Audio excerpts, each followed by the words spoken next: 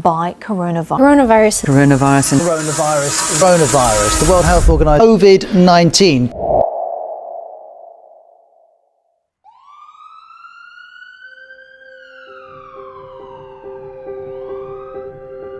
Por acaso passou na sua cabeça que veríamos uma pandemia?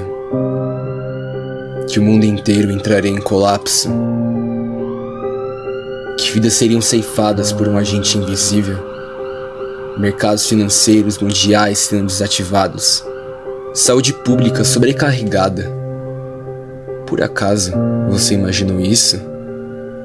Um vírus que crava um lugar na vida de todos no mundo, deixa marcas irreparáveis, governos desamparados e uma perspectiva de futuro incerta. Bem-vindos ao documentário do dia. Tudo sobre a Covid-19.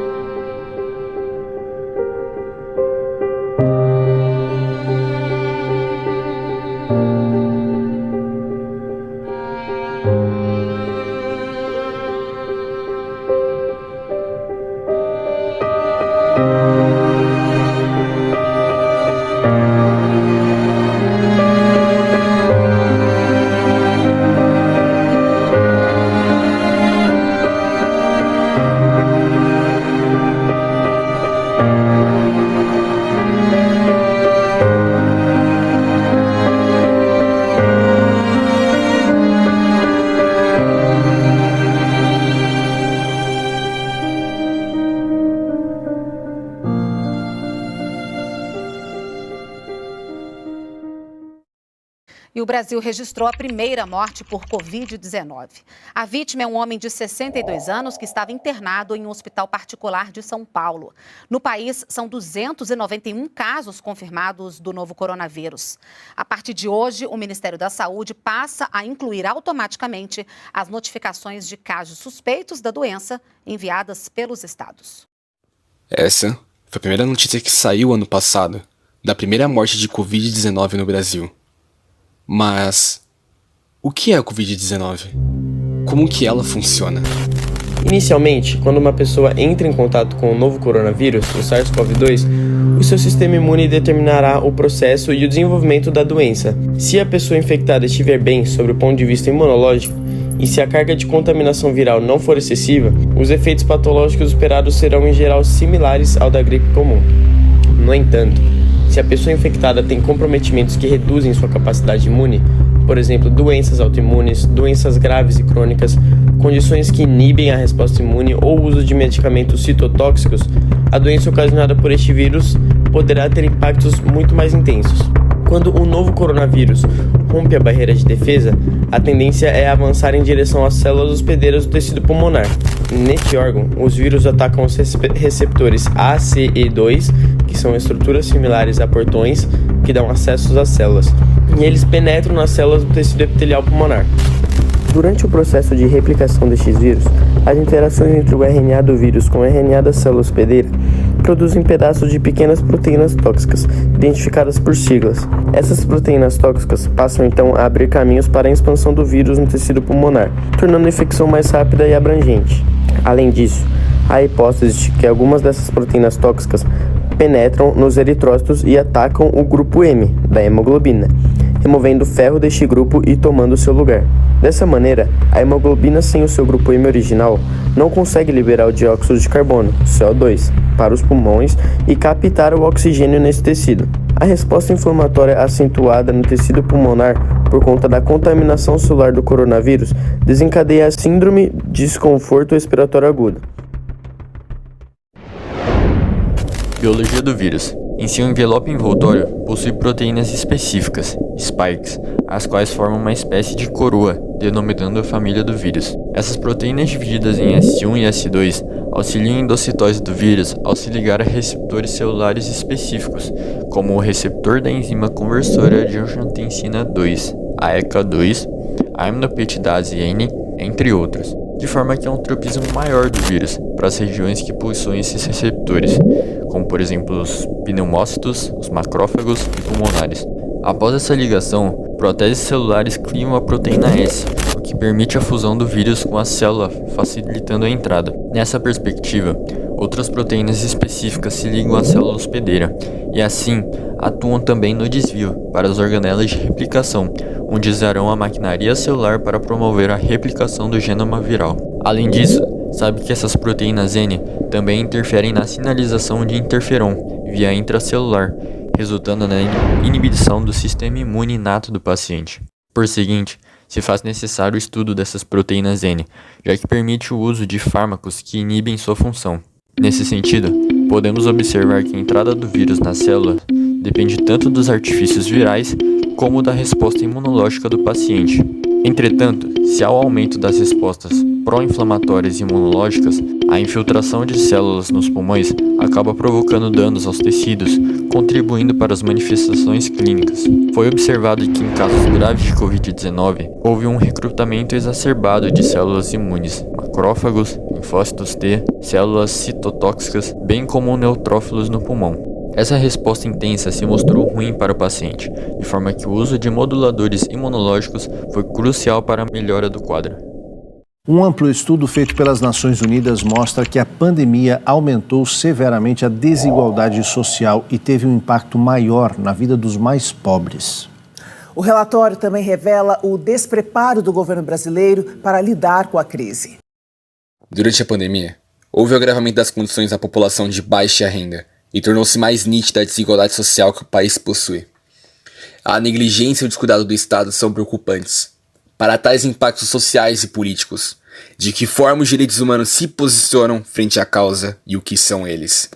Os direitos humanos são norteados por normas internacionais que obrigam os governos a adotarem medidas para evitar ameaças à saúde pública e a prestarem assistência médica a todos. Tais normas reconhecem a necessidade de flexibilização dessas diretrizes caso exista um contexto de ameaça à saúde pública e emergências que coloquem a vida da nação em risco. A pandemia foi algo que aumentou ainda mais as desigualdades do Brasil. Isso ficou evidente em relação à prevenção da doença, por vezes dificultada pela falta de acesso aos direitos básicos como moradia e água potável. Tanto nas favelas como em quilombos, o controle da doença exige estratégias adaptadas a contextos improváveis que surgem à precariedade. Medidas que parecem simples, como o uso de álcool em gel, máscaras, lavar as mãos com água e sabão e mesmo a recomendação de não sair de casa, nem sempre podem ser cumpridas pela população mais vulnerável. Segundo dados do último censo do IBGE, 6% da população brasileira mora em favelas. Mais de 11 milhões de cidadãos vivem em condições precárias, espaços apertados com muitos moradores mal ventilados e sem acesso ao saneamento básico. Em campos de refugiados, a falta de acesso à água potável gera a proliferação de doenças que podem ser mortais, além de um espaço muito pequeno que impede o distanciamento social. E com a pandemia, o cenário piorou. As normas internacionais dos direitos humanos garantem a todos o direito ao mais elevado nível possível de saúde e obrigam os governos a adotarem medidas para evitar ameaças à saúde pública e prestarem assistência médica para todos que precisam.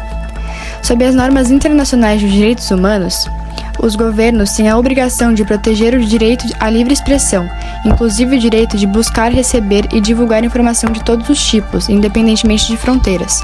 Uma resposta ao vírus Covid-19 que seja coerente com a proteção dos direitos humanos precisa garantir que informações precisas e atualizadas sobre o vírus, acesso aos serviços, interrupções na prestação de serviços e outros aspectos da resposta ao surto sejam disponíveis prontamente e acessível a todos. E pelo viés econômico, esses foram os fatos. Fechamento de empresas, pior nas contas públicas e desemprego em nível recorde. Essas são algumas das cicatrizes da pandemia do coronavírus nos cenários econômicos pelo mundo. O nível de impacto ou perspectivas de recuperação variam entre as realidades de cada país e dependem da efetividade das medidas emergenciais adotadas pelo governo. As incertezas e baixas chances de previsibilidade parecem ser o único consenso diante de consequências difíceis de mensurar em sua totalidade. Explicações sobre todas as implicações desse período podem levar alguns anos ainda.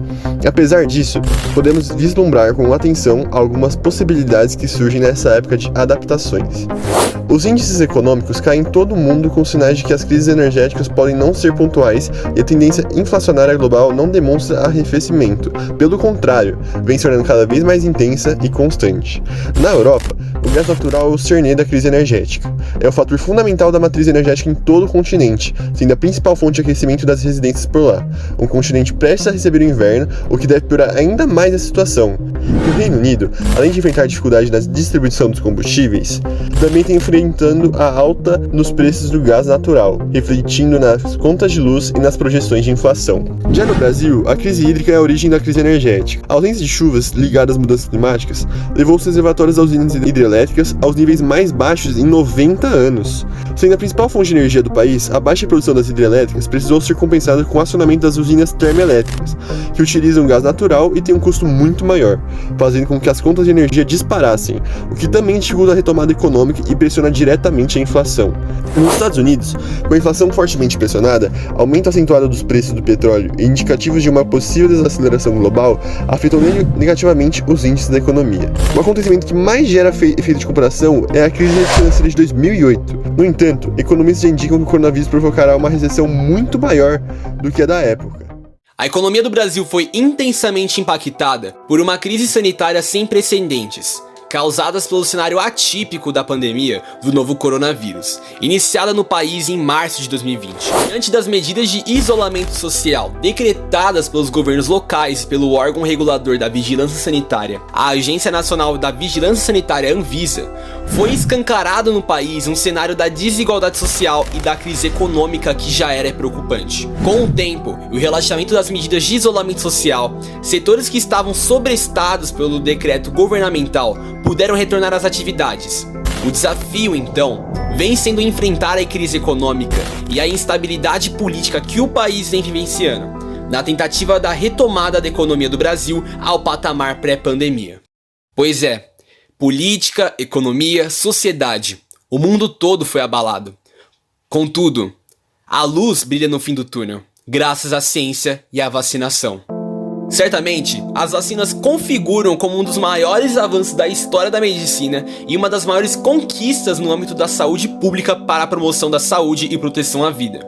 Desde o início do uso da vacinação, há mais de 200 anos, doenças foram erradicadas, eliminadas e controladas. Com a Covid-19, a história de sucesso tende a se repetir, protegendo vidas, evitando mortes.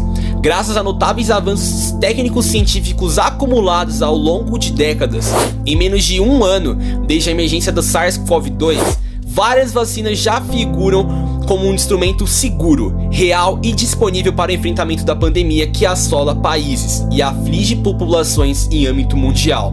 A utilização da vacina contribuirá de modo seguro, significativamente para a proteção das pessoas.